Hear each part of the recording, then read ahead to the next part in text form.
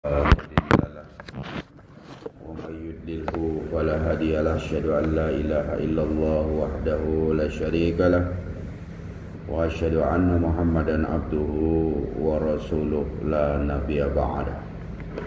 اللهم صل على محمد وعلى آله وصحبه ومن والاه أما بعد. قال الله تعالى في كتابه الكريم: أعوذ بالله من الشيطان الرجيم. يا أيها الذين آمنوا اتقوا الله حق تقاته ولا تموتن إلا وأنتم مسلمون. Hadirin jamaah salat subuh Masjid Al-Husna yang insyaallah sama-sama dirahmati Allah Subhanahu wa taala. Alhamdulillah, kita panjatkan puji syukur kehadirat Allah Subhanahu wa taala yang dengan limpahan rahmat karunia hidayah yang diberikan olehnya kepada kita sekalian, sehingga pada kesempatan subuh ini walaupun cuaca gerimis, tapi berbekal dengan iman, berbekal dengan keistiqomahan, kita masih bisa untuk menunaikan sholat subuh secara berjamaah. Yang mudah-mudahan ini juga bagian daripada barometer ukuran kita untuk terus mengistiqomahkan diri kita untuk selalu taat kepada Allah Subhanahu wa taala. Salawat dan salam kepada Rasulullah semoga selalu tersampaikan kepada junjungan kita Nabi Allah Muhammad sallallahu alaihi wasallam. Majelis yang dirahmati Allah Subhanahu wa taala, di pertemuan sebelumnya kita pernah membahas tentang peluang atau rahmat, tentang pengampunan Allah kepada setiap manusia, di mana Rasulullah sudah menggambarkan bahwa sebesar apapun dosa yang pernah dilakukan oleh manusia, selagi dia memiliki keinginan besar, keinginan kuat untuk bertobat kepada Allah Subhanahu wa taala, maka ampunan dan rahmatnya jauh lebih besar ketimbang besar pelanggaran dan dosa yang dilakukan oleh manusia. Sehingga bagi kita sebagai seorang muslim, memanfaatkan sebaik-baiknya peluang dan rahmat dan ampunan Allah di dalam kita menapaki perjalanan kehidupan ini. Maka Allah katakan dalam Al-Quran: wasari'u ila maghfiratin min rabbikum wa jannatin arduhas samawati wal ardu uiddat lil muttaqin. Jadi Allah memang perintahkan kita menyegerakan diri bertobat kepada Allah Subhanahu wa taala. Cuma yang menjadi persoalan di kita manusia, kita itu selalu inginnya bertobat, selalu inginnya baik, selalu ingin melakukan amal-amal ibadah kepada Allah Subhanahu wa taala. Tapi tidak semudah ucapan dan ungkapan kita. Kapan kita mau untuk melakukan pertobatan kepada Allah Subhanahu wa taala? Maka Rasulullah dalam setiap harinya mengajarkan kepada kita sekurang-kurangnya permohonan ampun kita kepada Allah. Minimal kita mengucapkan istighfar sebagai bentuk permohonan itu. Kalau Rasulullah mengajarkan minimal dalam sehari itu 100 kali. Baru ungkapan lisan, ya. Tentu pertobatan dalam bentuk ungkapan lisan itu tentu belum cukup. Tapi bagi kita yang sudah terbiasa melaksanakan 5 kali sholat kita di dalam sehari semalam, kalau misalnya dalam setiap fardu itu kita ucapkan 10 kali saja istighfar, Maka kalau 5 kali kita melakukan berarti sudah 50 kali kita untuk memperbaharui pertobatan kita dengan ucapan Astagfirullahaladzim. Kenapa mesti kita mengucapkan istighfar dalam setiap sholat? Padahal kalau logika berpikir kita, orang yang sudah melakukan kebaikan, sudah melakukan persembahannya kepada Allah Subhanahu wa taala dari takbir sampai salam, yang peluang untuk melakukan kesalahan ketika dia sujud dan ruku dan menghadap kepada Allah Subhanahu wa taala, tapi ternyata masih dianjurkan, disunahkan untuk kita istighfar kepada Allah Subhanahu wa taala. Ini artinya peluang-peluang untuk kita kembali melakukan kesalahan itu besar sekali. Sehingga di dalam sholat pun kita dianjurkan, disunahkan untuk tetap memperbaharui pertobatan kita, sekurang-kurangnya mengucapkan istighfar kepada Allah Subhanahu wa taala. Majelis yang dirahmati Allah Subhanahu wa taala, kembali kita melanjutkan kajian kita pada kesempatan ini. Keutamaan daripada taubat itu sendiri. Hakikat taubat ini dimaknai adalah kembali tunduk kepada Allah dari kita banyak melakukan kesalahan, banyak bermaksiat kepada Allah Subhanahu wa taala. Maka orang-orang yang ingin kembali kepada Allah dari bermaksiatnya, melakukan pelanggaran dosa, taubat satu-satunya cara yang bisa dilakukan, yaitu kembali kepada Allah Subhanahu wa taala. Syarat daripada taubat ini sebagai mafhum yang sudah kita pahami, tentunya kita sebagai seorang muslim. Jadi kalau ada orang-orang yang di luar Islam lalu ingin bertaubat kembali kepada Allah SWT, ya persyaratannya memang harus Islam dulu. Nah, bagi kita yang memang sudah berkomitmen dengan keislaman, karena ini menjadi persyaratan utama orang-orang yang bertaubat, yaitu beragama Islam. Yang kedua, niatnya harus lurus, fokus, ikhlas hanya kepada Allah Subhanahu wa taala. Lagi-lagi saya sering mengungkapkan tentang niat, di mana niat ini adalah pekerjaan hati. Kita harus benar-benar memfokuskan, meluruskan daripada hati kita, ikhlas. Ikhlas ini tipis sekali batasnya dengan ketidakikhlasan. Antara ikhlas dan tidak itu tipis banget. Dan memang propaganda untuk tidak melakukan keikhlasan itu banyak. Ketika motivasi amal-amal ibadah yang kita lakukan tidak berangkat daripada mengharap keridhaan Allah Subhanahu wa taala, tapi kemudian kita berharap kepada selain Allah Subhanahu wa taala, maka ternodai keikhlasan kita kepada Allah Subhanahu wa taala. Ya memang butuh pelatihan, butuh upaya dengan sungguh-sungguh. Kita melaksanakan ibadah sholat saja,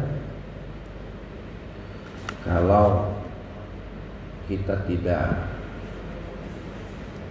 benar-benar bagaimana memfokuskan, mengkonsentrasikan di dalam pelaksanaan ibadah sholat, gangguannya luar biasa. Makanya salah satu apa yang disampaikan oleh Imam Ghazali di dalam mencapai sholat khusyuk, yang beliau prioritaskan adalah menghadirkan hati. Menghadirkan hati itu adalah sadar betul kita apa yang kita lakukan, apa yang kita perbuat. Ketika kita Allahu Akbar masuk kepada sholat, begitu takbiratul ihram, itu sudah dengan segala fokus, dengan segala konsentrasi, bahwa kita benar-benar sudah berada di dalam pekerjaan sholat itu sendiri. Nah, jujur kita akui apa yang disampaikan oleh Imam Al-Ghazali, menghadirkan hati ketika kita waktu sholat itu tantangannya luar biasa. Karena apa? Begitu kita takbiratul ihram, sudah banyak campuran daripada pemikiran-pemikiran kita di dalam sholat. Ini yang kemudian tidak bisa menghadirkan hati itu sendiri. Jadi menghadirkan hati dimaknai oleh Imam Al-Ghazali itu adalah sadar betul apa yang kita lakukan, apa yang kita perbuat. Sehingga begitu ucapan lisan kita berkata Allahu Akbar misalnya, maka konsentrasi dan fokus kita untuk benar-benar merasakan kehadiran hati, tidak kita mengucapkan Allahu Akbar lalu kemudian hati kita kemana-mana. Dan memang begitu kita masuk ke dalam sholat, berpikirnya kita itu berlipat-lipat kemampuan memikirnya. Dalam penjelasan salah satu ustadz beberapa bulan yang lalu, pernah kita bawa keliling di site-site ya, di tambang. Ustadz Halim Ambia namanya. Beliau ini berhasil membuat sebuah komunitas yang mengembalikan jalan pulang para pemuda yang disebut dengan anak punk, yang rambutnya gimbal, semakin hebat posisinya di dalam kelompok atau komunitasnya ini, itu pasti tidak pernah tersentuh air. Maka kita perhatikan kalau rambutnya yang bergulung-gulung itu, karena memang nggak mandi mereka. Jadi ternyata kehebatannya di situ salah satunya. Semakin hebat, semakin senior dia, semakin tidak pernah tersentuh dengan air. Ya, kalau sudah tidak tersentuh dengan air, apalagi sabun, ya, bisa dipastikan. Nah, ternyata oleh beliau ini kemampuannya untuk membentuk sebuah komunitas underground, tasawuf underground namanya, ternyata luar biasa. Bapak-bapak bisa saja nanti coba browsing, ya, tasawuf underground, akan muncul itu Ustadz Halim Ambia, di mana dia mampu dan bisa membuat komunitas yang menurut kita orang-orang generasi yang putus asa, generasi yang menurut logika kita tidak bisa kembali ke jalan Allah Subhanahu wa taala, tapi sangat luar biasa. Mereka ngaji, mereka melakukan pertobatan kepada Allah Subhanahu wa taala. Artinya Bapak Ibu yang dirahmati Allah Subhanahu wa taala, orang-orang yang kondisinya seperti itu saja bisa kembali ke jalan Allah Subhanahu wa taala, maka logika berpikir kita, apatah lagi kita yang memang dikondisikan hati kita, niat kita untuk selalu berupaya menjadi yang terbaik dalam kehidupan ini. Nah, ternyata kata beliau, di dalam sholat itu begitu kita takbiratul ihram, maka kita sudah masuk ke dimensi yang berbeda ketika kita di luar sholat. Jadi dimensi yang berbeda dimaksudkan itu adalah bahwa beda ketika kita sholat dengan tidak. Begitu kita takbiratul ihram, kita sudah masuk ke dimensi lain. Dimensi apa itu? Dimensi yang memiliki kekuatan luar biasa berpikirnya kita ketika kita masuk ke dalam sholat. Ternyata betul Pak, coba kita perhatikan. Begitu kita takbiratul ihram, kemampuan berpikir kita itu kemana-mana itu. Lost dia, lepas dia. Coba kalau kita tidak sholat begini, ya, sesuatu yang ingin kita cari saja, barang-barang kita saja, kita mau memperbaiki lampu misalnya, kita cari obeng itu di mana nyimpannya. Ya. Atau mungkin kita mau lap-lap motor, cari lapnya itu susah. Atau kita yang biasa nukang, cari tukulnya tidak ketemu. Ya. Tapi begitu sholat, apa aja yang tidak kita ketemukan di luar sholat, tapi begitu masuk ke dalam sholat, masuk semua itu. Ya. Karena apa kata beliau? Dimensinya udah berubah. Ternyata begitu saya coba renung, begitu kita masuk ke dalam sholat, dimulai dengan takbiratul ihram saja, banyak sudah yang kita pikirkan itu. Ya. Tukul tadi yang tidak ketemu ternyata kita ingat di samping kompor. Ya. Lap motor yang kita cari kepengen pakai, begitu kita takbiratul ihram, oh ternyata di atas mobil. Begitu kemampuannya luar biasa. Nah belum lagi pikiran-pikiran yang sedemikian banyaknya masuk di dalam kita melaksanakan sholat ini. Makanya persyaratan untuk ikhlas itu kata Imam Ghazali menghadirkan hati. Menghadirkan hati itu artinya bukan kita tidak berpikir dalam melaksanakan ibadah sholat, tapi bagaimana memfokuskan apa yang kita kerjakan, apa yang kita perbuat, itulah menghadirkan hati. Nah ini yang butuh pelatihan Bapak-bapak, termasuk diri pribadi kan. Bagaimana mencoba kita menghadirkan hati di dalam melaksanakan ibadah sholat. Inilah sesungguhnya yang menjadi persoalan terbesar umat ini. Kalau dia melaksanakan sholat, sujud sudah 5 kali dalam sehari semalam, tidak pernah tertinggal, tidak pernah lupa. Tapi tidak sedikit orang yang konsen untuk memperhatikan bagaimana kualitas ibadah sholat itu. Nah kita ini kan berada di bulan Rajab, di mana-mana yang namanya peringatan Isra Mi'raj itu digelar. Kita bersyukur di Kabupaten Berau didatangi para habaib, didatangi para orang-orang yang memiliki kemampuan yang sangat luar biasa, bersyukur. Cuma kemarin ketika ada Isra Mi'raj di sini, kebetulan jadwalnya tabrakan sehingga menyesal sekali tidak bisa mengikuti karena kemampuan orang-orang yang tentunya memiliki kapasitas dan kemampuan ini yang mesti kita kejar dan harus kita tangkap.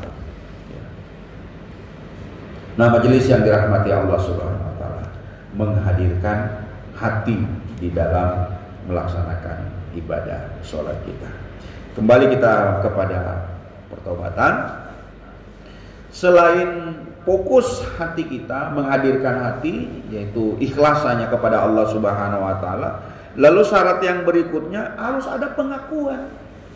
Ya. Pengakuan atas segala kesalahan yang pernah kita lakukan.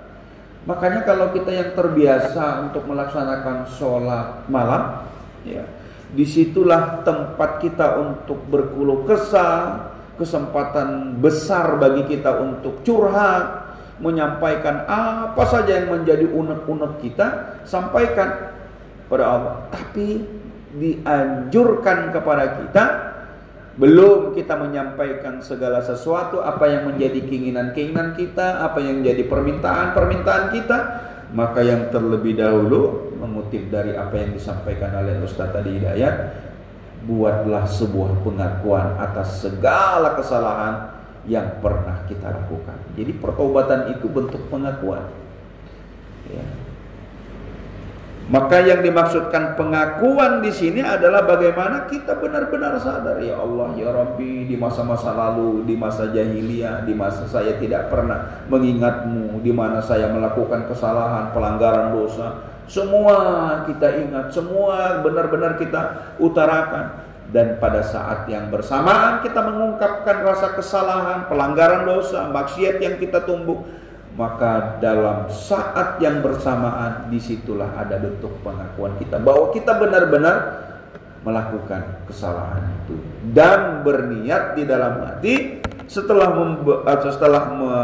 mengakui kesalahan atau dosa adalah bentuk pengakuan kita, maka ini persyaratan daripada pertobatan kita kepada Allah Subhanahu wa taala. Nah, yang mesti kita ingat, jangan latah. Kadangkala kalau sudah ngobrol, cerita dengan teman, justru kita bangga-banggakan kesalahan dan dosa yang pernah kita lakukan.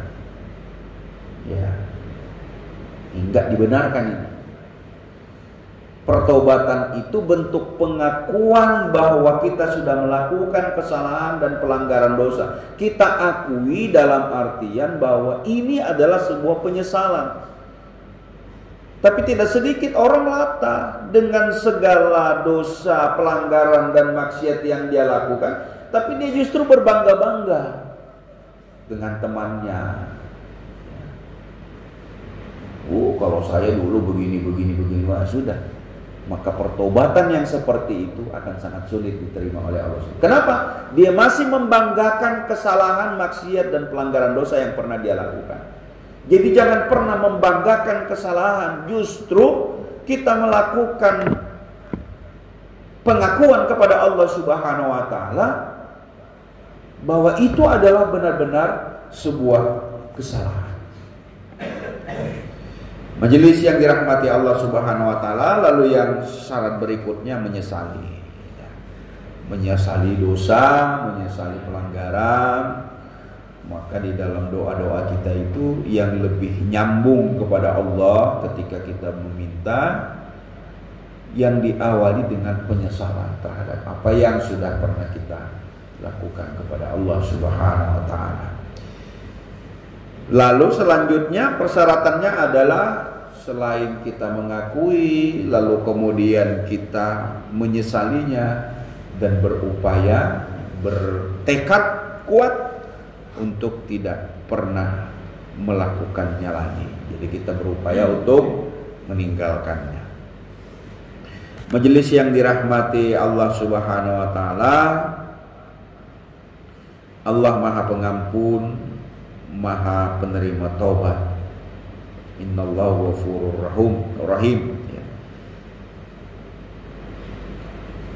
Oleh karenanya pintu taubat ini selalu terbuka lebar, dipersiapkan oleh Allah Subhanahu wa taala. Jalan-jalan orang-orang yang selalu bertobat kepada Allah ini selalu dihamparkan oleh Allah Subhanahu wa taala. Maka ketuklah pintunya dan tempuhlah jalannya. Jadi jangan kita merasa sudah bermajelis, sudah sujud dan ruku, tidak pernah tertinggal ibadah kita kepada Allah Subhanahu wa taala, lalu kemudian kita tidak ada upaya untuk terus-menerus memperbaharui pertobatan kita, berarti salah. Karena boleh jadi apa yang sudah kita lakukan, amal-amal ibadah yang sudah kita perbuat, diterima atau tidak oleh Allah Subhanahu wa taala, itulah yang menyebabkan pertobatan kita terus terjaga dan terus diperbaharui. Majelis yang dirahmati Allah Subhanahu wa taala, berbagai keutamaan di dalam pertobatan ini, sekurang-kurangnya yang pertama itu taubat adalah sebab untuk meraih kecintaan Allah Subhanahu wa taala. Allah kalau sudah cinta dengan kita maka tidak melebihi cinta apapun. Kalau sudah Allah ridha, kalau Allah sudah cinta kepada kita, itulah sesungguhnya yang ingin kita raih dalam kehidupan ini. Sebagaimana di dalam konsep kita berislam, kecintaan kita, mahabbah kita, itu yang prioritas hanyalah kepada Allah Subhanahu wa taala. Begitu kuatnya kita cinta kepada Allah Subhanahu wa taala, maka yang ingin kita raih, yang ingin kita dapatkan adalah mahabbahnya Allah kepada kita. Kalau Allah sudah cinta kepada kita, itulah bentuk pertobatan yang sesungguhnya, yang benar-benar diterima oleh Allah Subhanahu wa taala. Innallaha yuhibbut tawwabina wa yuhibbul mutatahhirin. Sungguhnya Allah mencintai orang-orang yang bertobat dan mencintai orang-orang yang suka membersihkan diri. Maka yang pertama ini Bapak Ibu, yang ingin kita raih mahabbahnya Allah kepada kita, cintanya kepada kita. Yang kedua, taubat merupakan sebab keberuntungan. Wa tubu ilallahi jami'an ayyuhal mu'minuna la'allakum tuflihun. Dan bertobatlah kepada Allah, wahai semua orang yang beriman, supaya kalian beruntung. Jadi ada janji Allah kalau orang-orang yang sudah bertobat, memperbaharui terus-menerus pertobatannya, bukan dia bertobat kemudian kambuh lagi, bertobat kambuh. Walaupun memang di dalam salah satu hadis, orang yang melakukan kesalahan iringi dengan kebaikan. Setiap melakukan kesalahan iringi dengan kebaikan. Artinya begitu dia tobat, kambuh lagi, tobat, kambuh lagi, diterima tetap. Cuma bukan itu yang kita harapkan. Ya. Hari ini sholat, hari ini bermajelis, nanti nyolong, dusta, menzalimi, menganiaya. Tidak demikian. Tapi pertobatan kita kepada Allah Subhanahu wa taala benar-benar tidak ada peluang bagi kita untuk melakukan. Maka permohonan kita kepada Allah Subhanahu wa taala agar kita diistiqomahkan dalam pertobatan kita kepada Allah Subhanahu wa taala. Jadi berpikir saja jangan gitu untuk melakukan apa yang pernah sudah kita lakukan. Ya. Sudah terlalu banyak dan cukup apa yang sudah kita lakukan di masa lalu. Kita sudah begitu banyak melakukan kesalahan-kesalahan, itu yang selalu kita ingat. Dengan mengingat sebuah kesalahan dan kemudian kita sudah melakukan pengakuan kepada Allah Subhanahu wa taala, maka tekad kuat kita untuk tidak pernah mengulangi lagi. Majelis yang dirahmati Allah Subhanahu wa taala, kalaulah sudah orang benar-benar bertobat, Allah janjikan keberuntungan bagi orang-orang yang mau bertobat kepada Allah Subhanahu wa taala. Karena taubat inilah sebab daripada Allah memberikan jaminan keuntungan daripada orang-orang yang bertobat. Kenapa Allah janjikan kepada orang-orang yang bertobat keberuntungan? Karena dengan bertobatnya mereka kepada Allah Subhanahu wa taala, dia akan terbebas dan terlepas serta dari tergelincirnya dari hal-hal yang mengandung murkanya Allah kepada kita. Maka orang-orang yang sudah terlepas dari murkanya Allah Subhanahu wa taala, itulah dikatakan orang-orang yang beruntung. Dan ini menjadi jaminan Allah Subhanahu wa taala. Majelis yang dirahmati Allah Subhanahu wa taala, yang ketiga, taubat ini menjadi sebab diterimanya amal-amal hamba dan turunnya ampunan atas kesalahan-kesalahan. Jadi kalau kita ini udah rajin sholat, rajin bermajelis, melakukan kebaikan-kebaikan, tidak akan diterima oleh Allah kalau kita tidak berupaya untuk sebenar-benarnya bertaubat kepada Allah Subhanahu wa taala. Bukankah yang dimintakan kepada kita setiap Jumat itu apa yang dikatakan oleh para khatib? Ya ayyuhallazina amanu taqullaha haqqa tuqatih.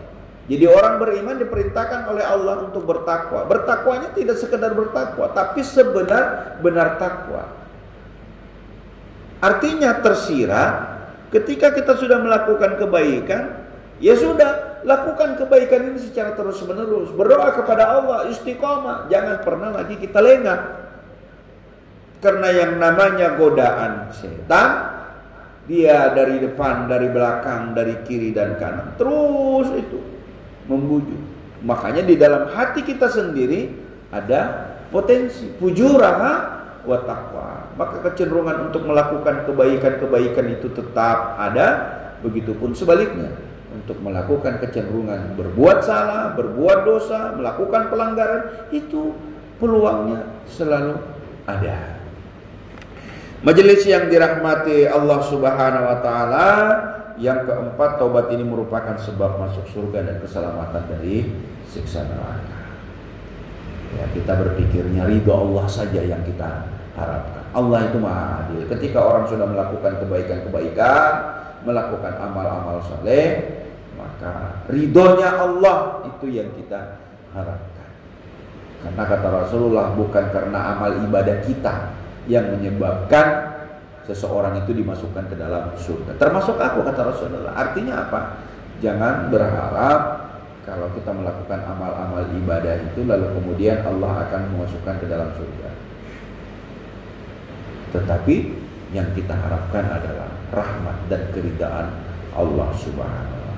Jadi kata Rasulullah, kalian dan termasuk aku jangan berharap karena amal-amal ibadah kita kepada Allah lalu kemudian kita dimasukkan ke dalam surga, tapi rahmatnya Allah, keridaannya Allah itu yang kita cari.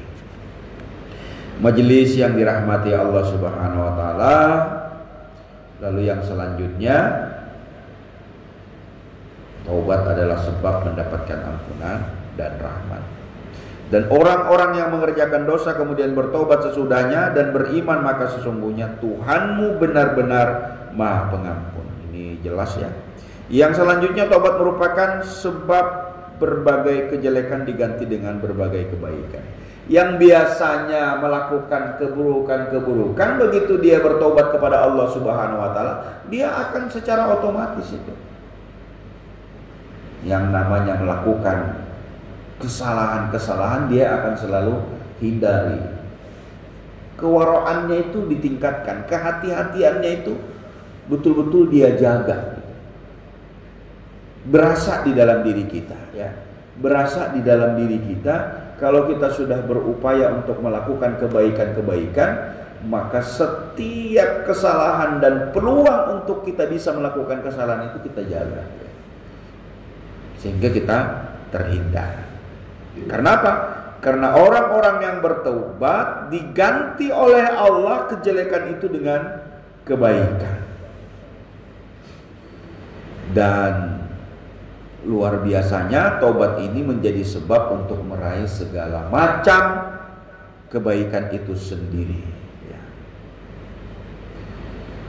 Nah, mudah-mudahan majelis yang dirahmati Allah Subhanahu wa ta'ala, kita selalu berupaya memaksimalkan diri-diri kita, bagaimana pertobatan kita kepada Allah Subhanahu wa ta'ala ini semakin hari semakin terus kita tingkatkan.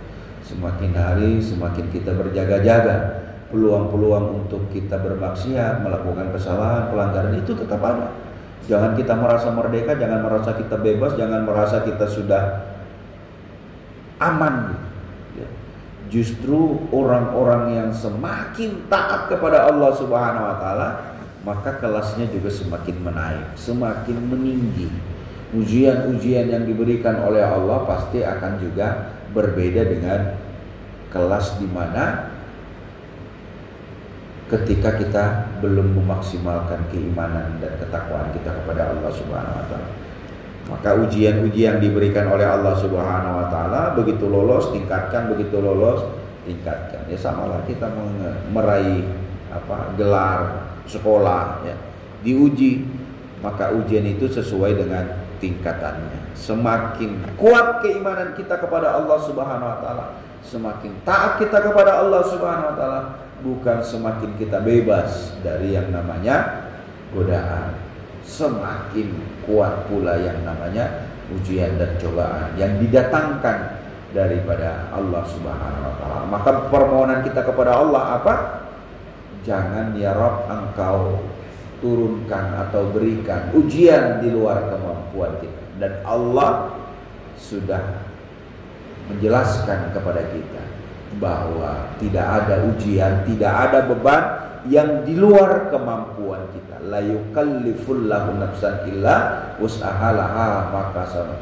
Jadi yakinilah setiap apa yang diberikan oleh Allah, Allah tahu kalau kita bisa dan mampu melewatinya. Nah, inilah yang menyebabkan kita bersemangat untuk terus-menerus melakukan perubahan perbaikan diri-diri kita. Semakin kencang dan taatnya kita kepada Allah Subhanahu wa ta'ala, semakin sadar betul bahwa kita juga akan ditingkatkan daripada ujian Allah kepada kita.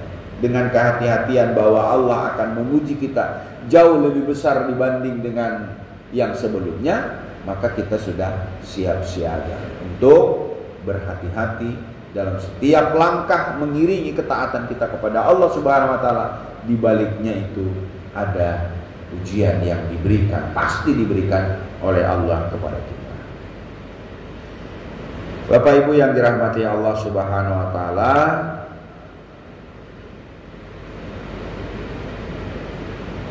Saya kira itu ya apa yang dapat saya sampaikan di dalam majelis kali ini. Mari saya mengajak kepada diri saya dan kepada kita semua, mari kita maksimalkan, kita tingkatkan pertobatan kita kepada Allah Subhanahu wa taala. Hanya Allah yang mampu dan bisa menjaga taat-taatnya kita kepada Allah, yang di satu sisi untuk menjaga ketaatan itu Allah pun juga akan memberikan ujian demi ujian. Begitu kita lolos dari ujian yang satu, Allah akan tingkatkan lagi ke ujian yang lebih berat. Begitu kita lolos dari ujian-ujian ini, itulah sesungguhnya orang-orang yang beruntung, dijanjikan oleh Allah untuk dia mampu bagaimana menyempurnakan ketaatannya kepada Allah Subhanahu wa taala. Demikian Bapak Ibu apa yang dapat saya sampaikan melalui kajian kita di Jumat ketiga di bulan Rajab terakhir, Jumat pada kesempatan ini. Lebih kurangnya saya mohon dimaafkan. Mari kita tutup dengan doa kafaratul majelis. Subhanakallahumma wa bihamdika asyhadu an la ilaha illa anta astaghfiruka wa atubu ilaik. Lebih kurangnya saya mohon dimaafkan. Wabillahi taufiq wal hidayah. Assalamualaikum warahmatullahi wabarakatuh.